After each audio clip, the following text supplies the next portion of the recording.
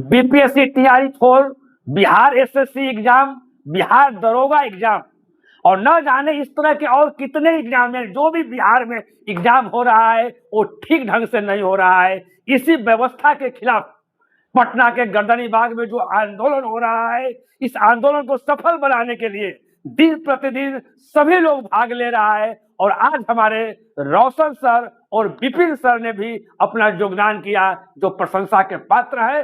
छात्रों का पूरा मनोबल बढ़ा है। लेकिन ये शिक्षा मंत्री जो है समझ में नहीं आ रहा है। जब मीडिया कर्मी कह रहा है, मीडिया कर्मी लोग जब इनसे सवाल कर रहा है, अरे भाई छात्र लोग का बात क्यों नहीं मानते हैं? बात मान लीजिए, बीपीएससी में सिंगल एग्जाम लीजिए, क्यों मेंस का एग्जाम दे रहे हैं? तो एक कह रहे हैं कि हमारा जो है ये क्षेत्राधिकार नहीं है, हमारा इस पर अधिकार नहीं है, ये बीपीएससी का अधिकार है। अरे भाई शिक्षा मंत्री आप है, सबसे हेड आप है, आप ही का अधिकार नहीं है? आपका नहीं अधिकार है, आप क्या है? आप मुखिया है जी, आप सरपंच है, आप वार्ड सदस्य है।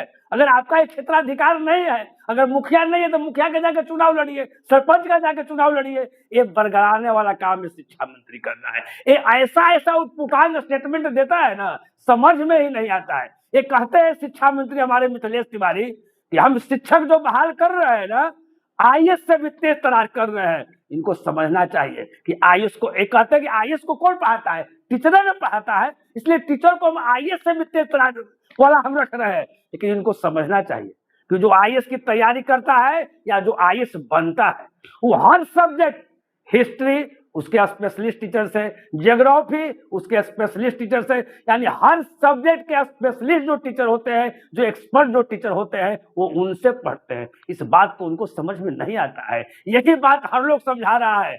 और जब तक सभी बातें छात्रों का अगर आप नहीं मानिएगा, डेली जो है हम आपको याद दिलाते रहेंगे। और सभी छात्रों, शिक्षकों और जो भी इंसान है ना, हर इंसान जो है किसी भी तरह से प्रत्यक्ष हो अप्रत्यक्ष हो, सोशल मीडिया द्वारा हो, फिजिकली हो, आप साथ दीजिए ताकि शिक्षा मंत्री जो है उनको बात समझ में आ जाए।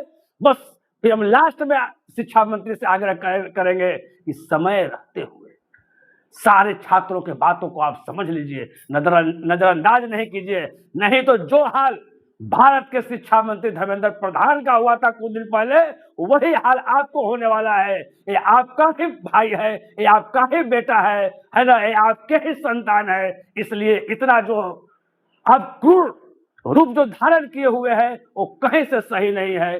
तो हम ये समझेंगे कि हर हाल में ये बात को मानेंगे।